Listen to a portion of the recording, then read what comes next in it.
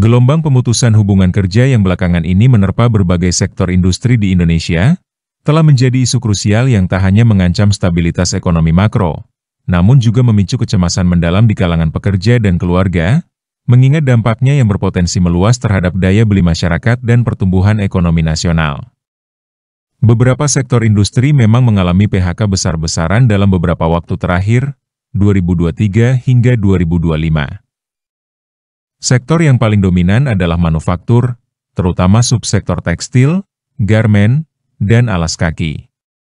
Selain itu, sektor lain seperti teknologi, startup, retail, dan media massa juga mengalami gelombang PHK. Berikut rincian sektor dan beberapa contoh perusahaan yang terdampak. Pertama, sektor manufaktur, tekstil, garmen, dan alas kaki. Ini adalah sektor yang paling banyak menyumbang angka PHK. Adapun beberapa penyebabnya antara lain. 1. Penurunan permintaan pasar global dan domestik. Banyak perusahaan yang bergantung pada ekspor mengalami penurunan pesanan. 2. Serbuan produk impor. Masuknya produk impor dengan harga lebih murah membanjiri pasar domestik, membuat produk lokal sulit bersaing. 3. Pilot atau penutupan pabrik. Beberapa perusahaan tidak mampu bertahan dan akhirnya menutup operasi. 4. Relokasi perusahaan. Ada juga perusahaan yang merelokasi pabrik ke negara lain dengan biaya tenaga kerja yang lebih rendah. Contoh perusahaan di sektor ini antara lain Sritex Group yang mengalami kebangkrutan dan PHK massal terhadap ribuan karyawan. Kasus Sritex bangkrut terutama adanya korupsi. PT Sanken Indonesia menutup pabrik di Bekasi. Disebabkan karena perusahaan merugi sejak tahun 2019, induk perusahaan di Jepang mengalihkan basis produksi ke sektor semikonduktor, tidak ada lagi dukungan pemutakhiran desain dan teknologi, dan tingkat produksi secara bertahap menurun, dengan utilisasi hanya 14% pada tahun 2024. Yamaha Music Indonesia menutup beberapa pabrik di Indonesia, misalnya, pabrik piano di Cikarang. Alasan utama penutupan pabrik ini adalah pasar piano global mengalami penurunan permintaan yang signifikan. Bisnis piano grup Yamaha mengalami penurunan permintaan melebihi kemampuan mengurangi biaya tetap. Yamaha Corporation memutuskan mereorganisasi sistem produksi pianonya dengan mengalihkan produksi ke Jepang dan Tiongkok. Pabrik sepatu Nike, misalnya PT Victory Chinglo Indonesia, dan PT Panarup Industri, mengalami PHK karena efisiensi dan penurunan pesanan. Selain itu, ada laporan beberapa tahun sebelumnya Nike telah memindahkan sebagian produksi dari Indonesia ke Vietnam, karena pertimbangan upah tenaga kerja yang lebih kompetitif dan iklim usaha yang dianggap lebih baik di sana. PT Danbi International, perusahaan bulu mata palsu yang kesulitan bersaing. PT Tokai Kagu Indonesia, perusahaan furnitur. Banyak perusahaan tekstil lainnya seperti PT Bitrates Industries, PT Primayuda Mandiri Jaya, PT Sinar Panja Jaya, PT Tuntes Garment Indonesia, dan lain-lain.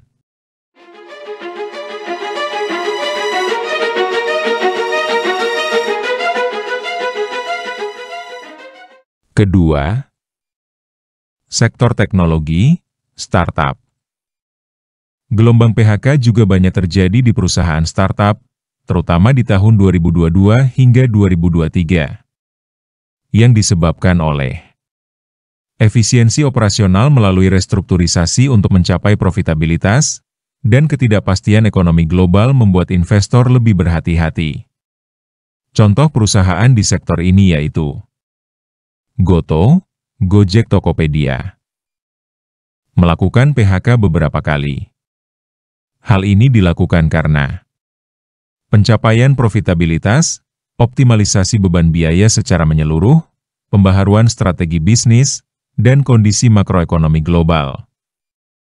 Demikian juga dengan perusahaan startup lainnya juga melakukan PHK seperti Ruang Guru, perusahaan startup EduTech, Shopee Indonesia, perusahaan e-commerce. Lingaja, platform pembayaran digital. Toko kripto, perusahaan kripto. Tanihub, perusahaan startup pertanian. Zenius, Pahamivi, perusahaan startup edutech. Lainnya seperti Halodoc, Sayurbox, Bukalapak, dan masih banyak lagi. Ketiga, sektor retail dan jasa. Beberapa perusahaan di sektor ini juga melakukan PHK, seringkali karena efisiensi operasional atau dampak penurunan daya beli. Contoh perusahaan di sektor ini. KFC Indonesia melakukan PHK sebagai langkah efisiensi. Toko Gunung Agung menutup seluruh gerainya.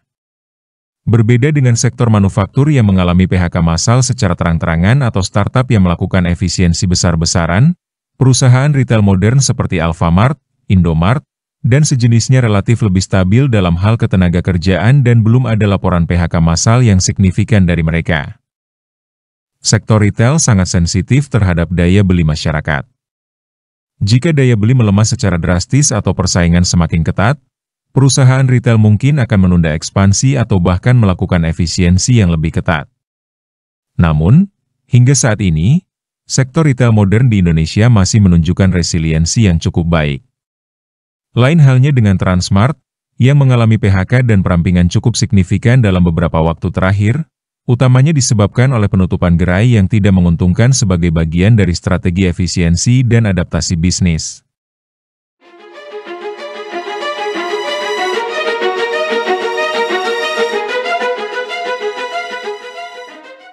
Keempat, sektor media massa. Beberapa perusahaan media juga terdampak PHK. Antara lain, Kompas TV, CNN Indonesia TV, TV One, RRI, dan TVRI. PHK ini terjadi akibat berbagai faktor, termasuk penghematan anggaran pemerintah, perubahan lanskap media, dan persaingan dengan media digital. Dapat disimpulkan bahwa secara keseluruhan, tren PHK di Indonesia menunjukkan peningkatan dalam beberapa tahun terakhir. Data Kementerian Ketenagakerjaan menunjukkan adanya kenaikan jumlah pekerja yang terdampak PHK dari tahun ke tahun, dengan sektor industri manufaktur menjadi penyumbang terbesar. Penting untuk dicatat bahwa penyebab PHK ini beragam, mulai dari faktor eksternal seperti kondisi ekonomi global dan banjir produk impor, hingga faktor internal perusahaan seperti efisiensi, restrukturisasi, atau pilot.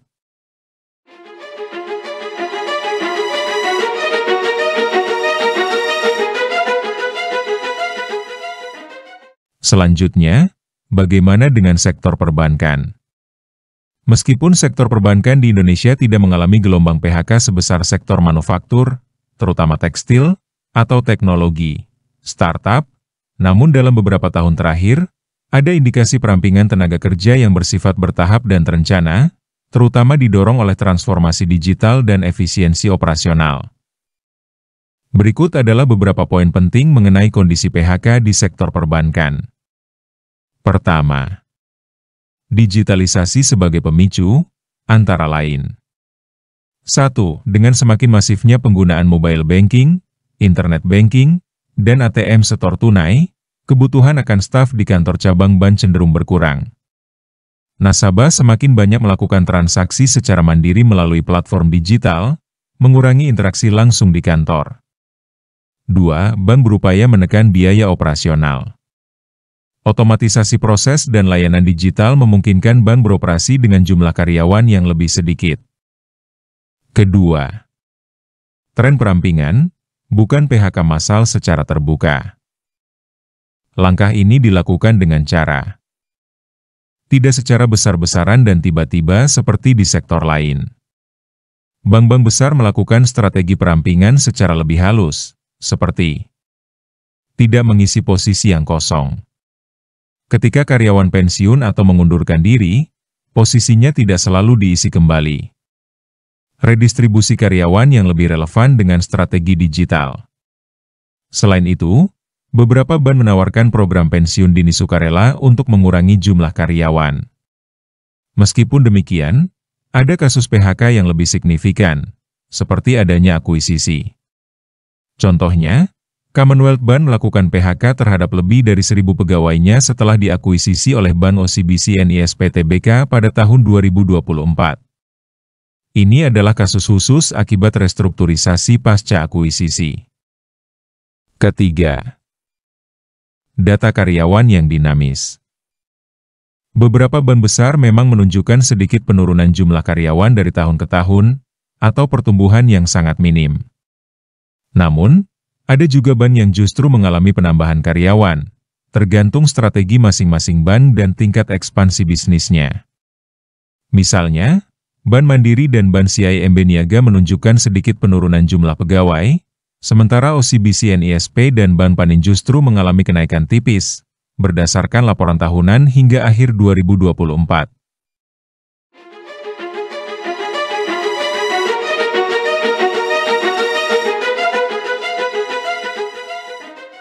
Keempat, prediksi masa depan.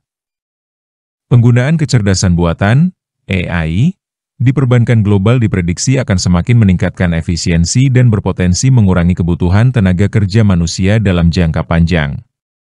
Bank-bank di Indonesia juga mulai persiapan mengadopsi AI, yang mungkin akan berdampak pada dinamika ketenaga kerjaan di masa depan. Namun, di sisi lain, digitalisasi juga menciptakan kebutuhan akan talenta baru di bidang IT, data science, keamanan siber, dan pengembangan produk digital. Jadi, ada pergeseran jenis pekerjaan, bukan berarti akan ada penghilangan total. Singkatnya, fenomena PHK yang melanda berbagai sektor di Indonesia, mulai dari manufaktur, teknologi, startup, hingga retail, dan adanya perampingan di sektor perbankan, menunjukkan bahwa kita sedang berada di tengah era transformasi ekonomi yang signifikan. Kondisi ini dipicu oleh beragam faktor, mulai dari gejolak ekonomi global, derasnya arus produk impor yang membanjiri pasar domestik, perubahan perilaku konsumen ke arah digital, hingga kebutuhan perusahaan untuk melakukan efisiensi dan restrukturisasi demi bertahan dalam persaingan ketat. Gelombang PHK ini bukan sekadar statistik, melainkan cerminan dari tantangan besar yang dihadapi oleh ribuan pekerja dan keluarganya. Di balik setiap angka, ada kisah perjuangan untuk mencari nafkah baru, beradaptasi dengan perubahan, dan menghadapi ketidakpastian ekonomi. Bagi dunia usaha, PHK seringkali menjadi pilihan terakhir yang berat dalam upaya mempertahankan keberlanjutan bisnis di tengah tekanan yang masif. Situasi ini menuntut adaptasi dan kolaborasi dari semua pihak. Pekerja didorong untuk terus meningkatkan skill dan kompetensi agar relevan dengan tuntutan pasar kerja yang berubah. Pemerintah perlu memperkuat jaring pengaman sosial, mempermudah akses pelatihan kerja, serta menciptakan iklim investasi yang kondusif agar lapangan kerja baru terus tercipta. Sementara itu, pelaku usaha diharapkan dapat terus berinovasi dan mencari strategi keberlanjutan yang meminimalkan dampak sosial, sambil tetap berpegang pada prinsip-prinsip ketenagakerjaan yang adil. Krisis PHK ini adalah pengingat penting bahwa ketahanan ekonomi tidak hanya diukur dari angka pertumbuhan PDB, melainkan juga dari kemampuan kita untuk melindungi dan memberdayakan sumber daya manusia di tengah badai perubahan.